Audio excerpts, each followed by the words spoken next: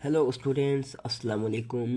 Students, उम्मीद है आप सब लोग खैरियत से होंगे। स्टूडेंट्स, हमने अपने प्रीवियस लेक्चर में पढ़ा था सेल और सेल एक किससे बनी हुई थी इसके बारे में पढ़ा था, और हम आज सेल के स्ट्रक्चर के बारे में क्या करने वाले हैं, पढ़ने वाले हैं। तो स्टूडेंट्स, हम आज आते हैं सेल के स्ट्रक्चर के ऊपर। तो सबसे पहले हमारे पास है सेल मेम्ब्रेन। मतलब जो एनिमल्स होते हैं उनके बाहर जो सराउंडेड आउटर लेयर होती है उसको क्या कहा जाता है, सेल मेम्ब्रेन कहा जाता है। सेल मेम्ब्रेन को प्लाज्मा मेम्ब्रेन भी कहा जाता है और उसको ब्लैक मेन मेम्ब्रेन भी कहा जाता है। सही है। तो सेल मेम्ब्रेन क्या करती है, जो बॉडी होती है उसकी प्रोटेक्शन करती है। जब कोई बैक्टीरिया हमारी बॉडी के अंदर इंटर होता है तो उसको क्या करती है, हमारी बॉडी के अंदर इंटर होने नहीं देती है। यानी अगर एनिमल्स की हम बात करें तो जो स्किन होता है वो क्या होंगे, हमारा सेल मेम्ब्रेन क्या होगा, शुमार होगा। अब सेल मेम्ब्रेन किससे बनी होती है? सेल मेम्ब्रेन क्या होती है, फास्फोलिपिड और प्रोटीन से मिल के बनी होती है। और ये क्या होती है, पोलर भी होती है और ये क्या होती है, नॉन पोलर भी होती है। सही है। अब उसका एक क्या होता है, एक हेड होता है, एक टेल होता है। मतलब एक जो हिस्सा होता है वो लिपिड से बना हुआ होता है, जो कि क्या होता है, वाटर के अंदर डिसोल्व नहीं होता है। हमारे पास दूसरा प्रोटीन होता है जो कि क्या होता है, पानी के अंदर डिसोल्व होता है। तो हमने बताया कि जो सेल मेम्ब्रेन होती है ये नॉन पोलर और पोलर भी क्या होती है। अब हम बात करें तो सेल मेम्ब्रेन क्या होती है, सेमी परमिएबल होती है। ये भी याद रखो क्योंकि उसकी पोलर और नॉन पोलर नेचर की वजह से। अब हमारे पास दूसरा आता है सेल वॉल। मतलब जो प्लांट के जो बाहर आउटर लेयर होती है उसको सेल वॉल कहा जाता है। सेल वॉल किससे मिल के बनी होती है, सेलुलोस। और मतलब सेल वॉल क्या होती है, सेलुलोस से मिल के बनी होती है। अब सेलुलोस की हम बात करें तो सेलुलोस क्या है, ग्लूकोज की एक टाइप है। सही है। ये क्या होती है, प्लांट की जो सेल वॉल होती है उसकी फॉर्मेशन करता है ये। तो देखिए स्टूडेंट, हम सेल वॉल की बात करें तो सेल वॉल क्या होती है, परमिएबल होती है। ये भी याद रखा जाए।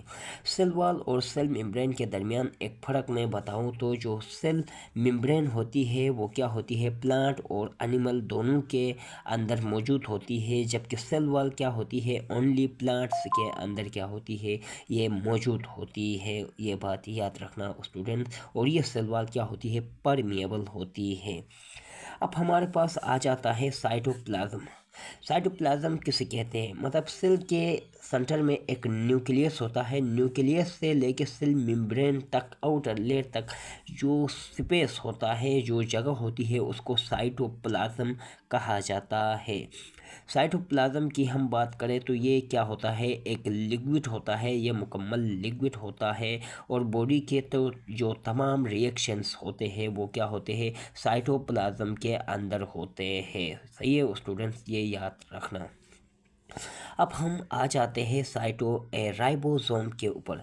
तो राइबोसोम हमारी बॉडी के अंदर क्या करता है, प्रोटीन की साइंथेसिस में क्या होता है, ये हेल्पफुल होता है। इसको प्रोटीन फैक्ट्री भी कहा जाता है। क्या करता है राइबोसोम, क्या होता है, आरएनए के साथ मिलकर ये प्रोटीन की साइंथेसिस हमारी बॉडी के अंदर करता है।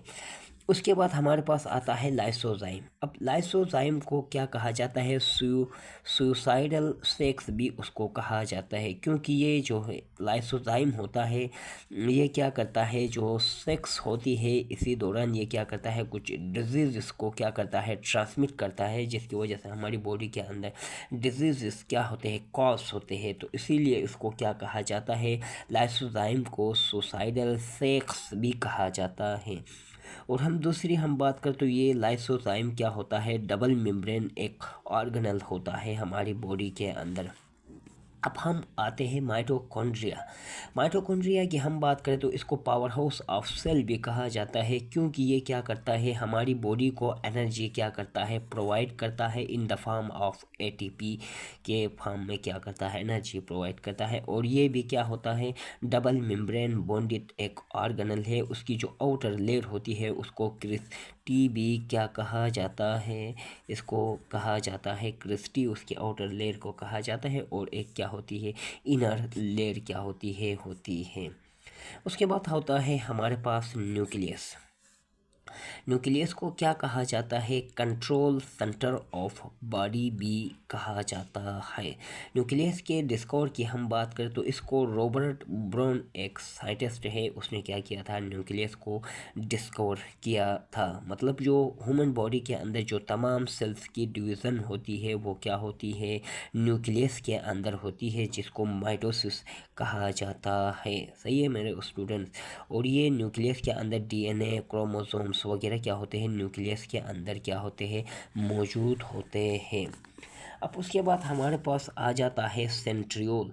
सेंट्रियोल हमारी सेल के अंदर एक ऑर्गेनेल है जो कि प्लांट और एनिमल दोनों के अंदर क्या होता है? मौजूद होता है। और ये हमारे सेल के अंदर क्या करता है? ये हेल्पफुल होता है सेल के लिए। इसके बाद वैक्यूल। वैक्यूल की हम बात करें तो ये जस्ट ओनली क्या होता है? प्लांट सेल के अंदर क्या होता है? मौजूद होता है। और ये वैक्यूल का काम क्या होता है? उसकी प्रोटेक्शन में ये क्या करता है? जो प्लांट सेल वॉल होती है उसकी प्रोटेक्शन में हेल्पफुल होता है। उसके बाद हमारे पास आता है एंडोप्लाज्मिक रेटिकुलम। एंडोप्लाज्मिक रेटिकुलम की हम बात करें तो उसकी दो टाइप्स होती है, एक को रफ और एक को स्मूथ एंडोप्लाज्मिक रेटिकुलम कहा जाता है। ये भी हमारी बॉडी के अंदर प्रोटीन बनाने में हेल्पफुल होता है। इसके बाद हम बात करते हैं गोल्जी अपरेटस।